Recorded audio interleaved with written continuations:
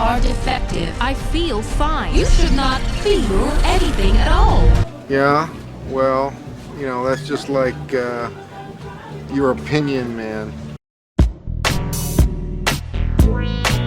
Dreamworks decided to keep their winning streak going with their new film, The Wild Robot. Well, movie winning streak. I don't know what's happening with those TV shows they're making. This is a more ambitious feature from them. The trailers made it seem like Dreamworks wanted to get back to their more serious stuff. Now, they aren't unfamiliar to more heavier works, so they're not treading uncharted waters here. Hell, they even got Chris Sanders of Lilo and Stitch and the Dragons movies to direct, so they definitely got some good people to do the job here. Plus, they clearly wanted that Oscar. I honestly gotta respect it, especially when they got robbed by Pinocchio. Fight me. So what's the story that has them going for the gold? Based on the book by Peter Brown, a high-tech robot named Rosm7423, short name Roz, lands on a stranded forest island filled with woodland creatures. She's very task-oriented and must complete tasks for humans. Only problem is there's no humans around, so she adapts to animal life as she learns their ways. She befriends a shifty fox named Fink and adopts a baby gosling she names Brightbill, and must teach him how to fly before the winter comes, or else he'll die. And boy, do they like to remind you of that. More on that later. It's a story about finding your true identity with found family and for good measure. Ross goes on a great journey with her having to adapt to her surroundings and also becoming a mom. With her being a robot, of course this movie follows the formula of the robot learning to love, but this movie understands what makes that work is the human side of the story, even if there is no humans. Ross is a typical AI task-driven robot that has a fun monotone-like personality. She speaks in a very directive-based manner, which can be funny as she learns how to properly talk, among other. It also can be funny with her adopted son adopting that actual way of speak. Kind of a nice little quirk between them. She goes through the usual rigmarole of going against her programming, but it's done effectively with the twist of her adopting a kid and learning to communicate with animals. There's no humans around, so it's interesting to see a robot have to tap into primal instincts.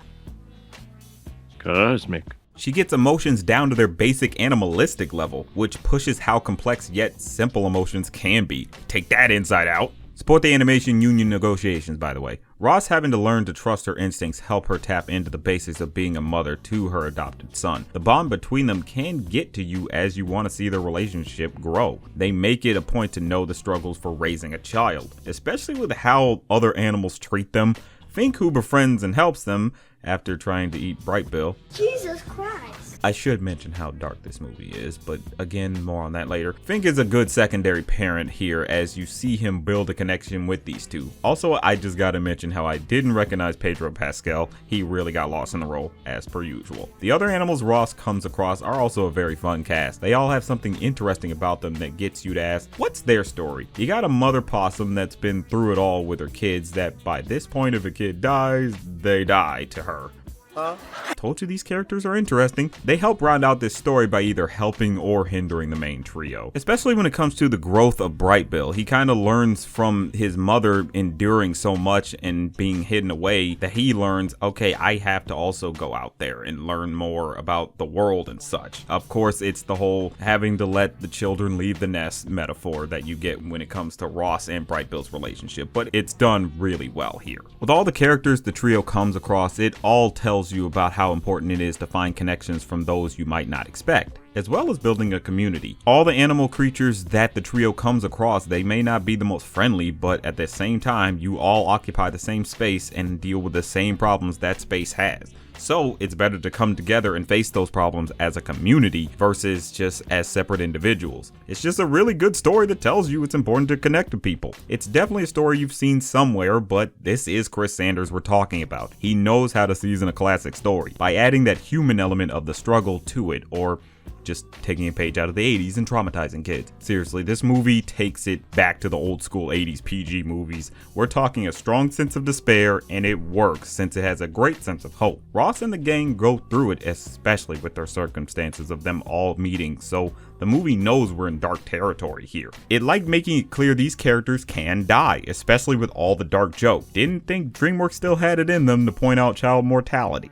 Honestly, if this movie was just the characters trying to be funny without the dark humor, I think it wouldn't have worked so well. It would have been your generic fare that you would expect, but with the fact that it has that dark edge to it, it just makes it a bit better. It utilizes that dark aspect to it to remind you that better times are ahead. Sort of like those Don Bluth classics from the 80s.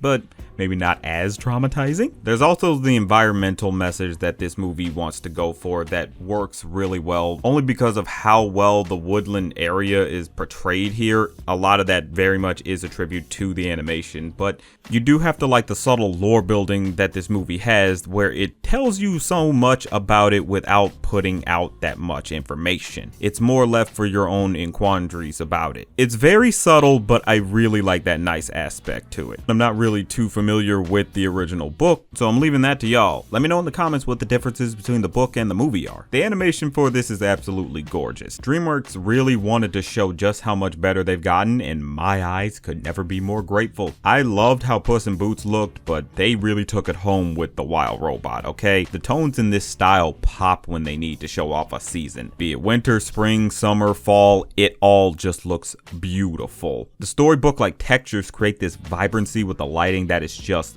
gorgeous. The character movements work so well to get across a lot of action, especially for the comedy bits. The animation on Ross alone looks amazing. The way they have her being able to adapt to different animals and how they maneuver through the world, and just seeing her maneuver through the world with all these bending and stretching parts. She's a very clunky looking robot, but she moves very smoothly. It's amazing how much they're able to capture when it comes to her animation. I just have to appreciate this new trend of hyper stylized CGI animated films. We're finally out of this drought of everything looking overly realistic. Finally, the art can start speaking in these films. Thank you.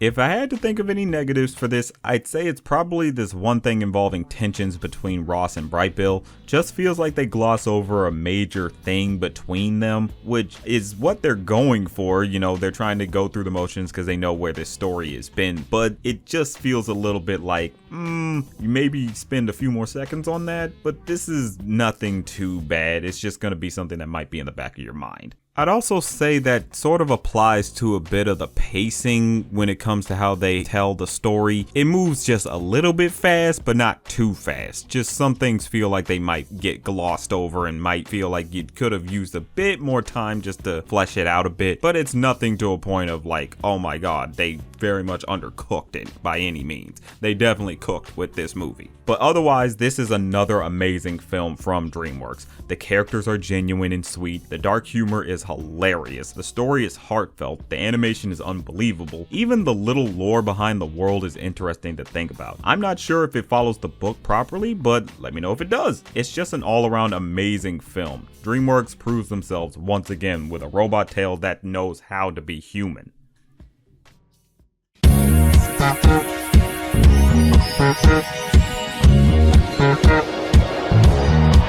Thank you.